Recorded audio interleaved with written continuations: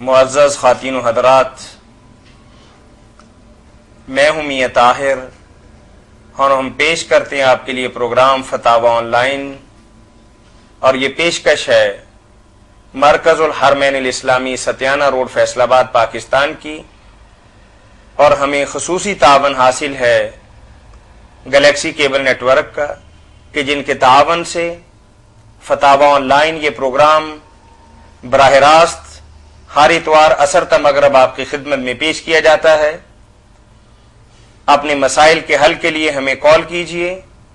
کال کرنے کے لیے ہمارا ٹول فری نمبر ہے 0800117777۔ اس پروگرام میں آپ کی طرف سے آنے والی فون کالز اور براہ راست پوچھے گئے سوالات کے جوابات معروف مذہبی اسکالر، ممتاز عالم دین، متعدد کتابوں کے مصنف و مؤلف، وحدت امت کے داعی، میری مراد مفتی مولانا محمد اسحاق مدہ ذلہ العالی ہے۔ ہمیں کال کرنے کے لیے ہمارا ٹول فری نمبر دوبارہ نوٹ کر لیجئے۔ ہمارا ٹول فری نمبر ہے 08000117777۔ جی مولانا، ہم اپنے پروگرام کی ابتدا چند تحریری سوالات سے کرتے ہیں۔ تو آج کل چونکہ حج کا سیزن ہے اور الحمدللہ لوگ حج کے لیے جا رہے ہیں، تو اسی حوالے سے ایک بہن کا سوال ہے کہ مولانا السلام علیکم۔ وعلیکم السلام ورحمۃ۔ مولانا، میں حج پر جا رہی ہوں، اللہ قبول خیریت سے سفر طے۔ میرے ساتھ ایک مسئلہ ہے کہ میرے جو ایام ہیں اور پھر وہ ختم ہونے کے بعد بھی دبا یا داغ لگتا رہتا ہے، تو ان حالات کے اندر میرے طواف اور نماز کے احکامات کے متعلق دین اسلام کے حوالے سے آپ میری کیا رہنمائی کرتے ہیں، وضاحت فرما دیجیے۔ اللہ تعالیٰ میری بہن آپ کا سفر مبارک کرے، سنت کے مطابق مناسک ادا کرنے کی توفیق دے، قبول فرمائے۔ آپ کا جو سوال ہے نا، یہ بہت بہنوں کا ہو سکتا ہے معاملہ۔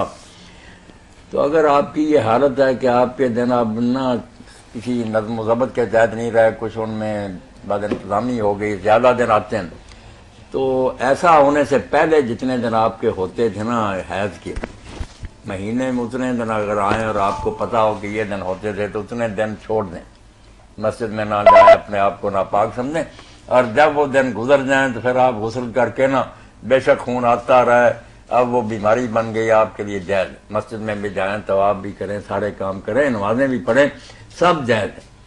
صرف وہ عادت کے دن جو تھے نا پہلے، اتنے دن اپنے آپ کو ناپاک سمجھیں۔ اور اب جو لوگوں نے طریقہ نکالا کہ کوئی دوائی بھی ایسی استعمال کر رہے تھے کہ دن نہیں آتے ان دنوں میں، اس کا بھی کوئی حرج نہیں۔ حضرت ابن عمر رضی اللہ تعالیٰ عنہ عورتوں کو اس وقت نا پیلو کا درخت جو ہے اس کا پانی پتوں کا پلا دیتے تھے، اس سے بھی حیض رک جاتا تھا۔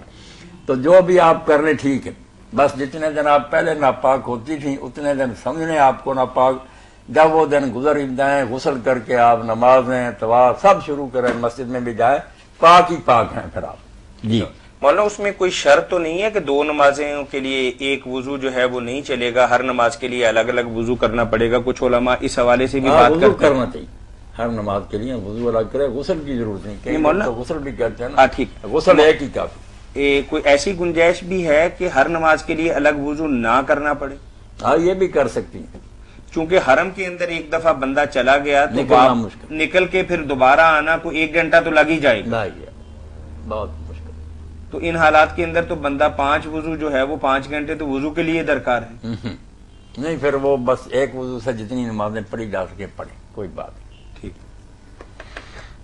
جزاکم اللہ خیر۔ مولانا، ناسخ و منسوخ کے متعلق ایک سوال ہے کہ یہ کیا چیز ہے، اور دوسرا ان کا سوال کا حصہ یہ ہے کہ کیا حدیث قرآن کریم کے کسی حکم کو منسوخ کر سکتی ہے؟ اگر ایسا ہے یا ہوا ہے تو اس کی بھی مہربانی فرما کر ہمیں کوئی وضاحت فرما دیں یا دلیل دے دیں۔ ناسخ و منسوخ کے ثبوت میں ایک تو قرآن مجید کی آیت ہے جس سے علماء یہ نتیجہ نکالتے ہیں ما ننسخ من آیات، مگر وہ استدلال صحیح نہیں ہے۔ وہ ما ننسخ من آیات جو ہے نا جس سیاق میں آئی، وہاں تورات انجیل کی بات ہے کہ پچھلی کتابیں جو تھیں نا ان کے جب کئی حکم قرآن مجید میں منسوخ کیے گئے تو یہود اور نصارہ نے یہ سوچا چھوڑا کہ اگر وہ کتابیں اللہ کی طرف سے تھیں تو پھر قرآن نے ان حکموں کو کیوں ختم کیا، یا وہ حق تھیں یا یہ حق ہے، ایک تو دونوں میں سے غلط ہے۔ تو اس پر کا اللہ نے بتایا کہ نہیں یہ بات نہیں ہوتی، حالات کے مطابق احکام دیے جاتے ہیں۔ کچھ حالات ایسے ہوتے ہیں ان میں پہلا حکم ہی ٹھیک ہوتا ہے، جیسے بیمار ہے اس کا علاج حکیم صاحب کرتے ہیں تو ابتدا میں کچھ دوائیاں اور دیتے ہیں، جب وہ بیماری دور ہو جاتی پھر قوت کے لیے وہ ختم کر دیتے ہیں اور دوائیاں تجویز کرتے ہیں۔ تو یہ نہیں کہ حکیم کے علم میں کوئی نقص تھا، حالات بدل گئے اس کے تحت پھر احکام بھی بدل جاتے ہیں۔ وہاں تو تورات انجیل کی بات ہے۔ ویسے یہ بات حق ہے کہ قرآن مجید میں بھی ناسخ منسوخ موجود ہے، تھوڑی آیتیں جیسے پہلوں نے کئی انہوں نے کہا نا 500، اس کا بھی لوگ مذاق اڑاتے ہیں، مگر وہ 500 یہ نہیں تھی کہ وہ حکم ختم ہو گئے، وہ بھی ان سلف کی اصطلاح تھی کہ اگر ایک جگہ کوئی بات عام آئی نا دوسری جگہ اس کو خاص کر دیا، کہیں صرف گردن آزاد کرو، دوسری جگہ رکبت مومن گردن آزاد کرو، تو تشریح آ گئی تھی۔ اس کو بھی وہ کہتے ہیں نسخ، وہ بات اس حالت میں نہیں رہی۔ اسی طرح اگر کسی جگہ استثناء نہیں دوسری جگہ الا آ گیا، وہ بات اور سی بات وہ بھی ٹھیک ہے، اس لحاظ سے 500 بھی درست ہے۔ یہ نہیں کہ وہ حکم ختم ہو گئے، تشریح ہوگی دوسری جگہ، عام کو خاص کر دیا گیا، مطلق کو مقید کر دیا گیا، کہیں استثناء نہیں تھا دوسری جگہ وہ ایکسیپشن آ گئی۔ جو بالکل حکم ختم ہے نا وہ تھوڑے 3-4 کے علاوہ کوئی بات نہیں، ان میں صرف اتنی آیتیں ہیں جو منسوخ ہوتی ہیں۔ وہ منسوخ کوئی حدیث نہیں کرتی، اللہ کے رسول نہیں یہ کرتے کہ اپنی لائی ہوئی کتاب کے آرڈر کرنا شروع کر دے، قرآن ہی قرآن کو منسوخ کرتا، وہیں آیت آ جاتی ہے۔ جیسے پہلے اللہ نے جو ہے روزے کے احکام اس میں یہ کہا کہ جو لوگ روزہ نہیں رکھنا چاہتے، بیمار اور مسافر، قضا کیے تھے، اگر وہ بعد میں قضا کر لیں ان کی مرضی، ورنہ فدیہ دے لیں۔ اتنی رعایت تھی مسافر اور مریض کو، مگر بعد میں یہ ختم کر دی کہ اب مسافر اور مریض بھی دوسرے دنوں میں رکھیں گے، فدیہ نہیں دے سکتے۔ یہ قرآن میں ہے۔ اسی طرح سورہ نساء میں پہلے آیا کہ تمہاری عورتیں اگر بدکاری کریں، اس وقت ابھی قانون نہیں نازل ہوا تھا سزا کا، تو ان کو اپنے گھروں میں بند رکھو یہاں تک کہ وہ مر جائیں گھر میں بند، ان کے لیے سب جیل بنا دو گھر، وہاں قید، یا پھر اللہ تعالیٰ ان کے لیے کوئی نئی سبیل نکالے۔ یہ لفظ اس میں سے، وہ نئی سبیل پھر سورہ نور میں آ گئی کہ غیر شادی شدہ 100 کوڑے، ورنہ حضور نے سنسار ہے، وہاں حضور نے فرمایا کہ قد جعل اللہ لکم سبیلا، وہ وعدہ جو تھا کہ اللہ کو راستہ نکالے گا، اب نکلا، اب قید رکھنے کی ضرورت نہیں۔ تو ایسی باتیں جو ہیں وہ ناسخ منسوخ، مگر ہے وہ ساری قرآن پاک میں، ناسخ بھی قرآن میں منسوخ بھی، حدیث نہیں منسوخ کر سکتی، نہ کیا یہ کوئی نہیں۔ یہ جو ایک قرآن کریم کی آیت کے بارے میں آتا ہے جسے حدیث نے منسوخ کیا ہے، یہ رجم کے بارے میں جو بات آتی ہے، نہیں، رجم نے منسوخ نہیں کیا۔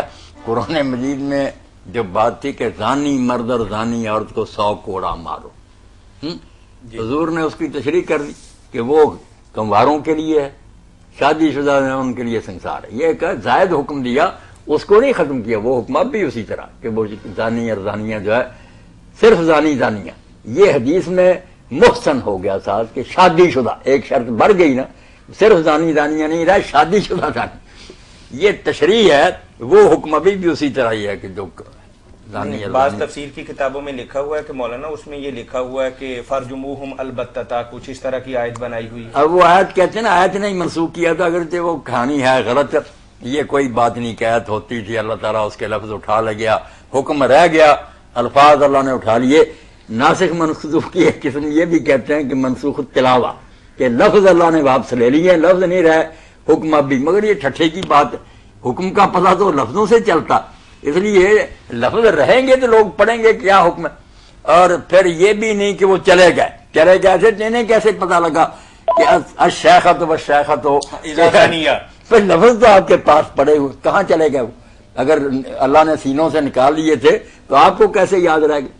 اور جو یاد رہے وہ بھی بالکل ایسے ہیں کہ ان کو کوئی نہیں مانتا۔ اس میں کیا ہے کہ بوڑھے اور بوڑھی کو سنسار کرو، مسئلہ یہ نہیں ہے، بوڑھا اور بوڑھی بھی اگر کمارے ہیں کیوں سنسار کریں گے؟ مسئلہ ہے شادی شدہ اور غیر شادی، لفظ تو چاہیے، چاہے سیب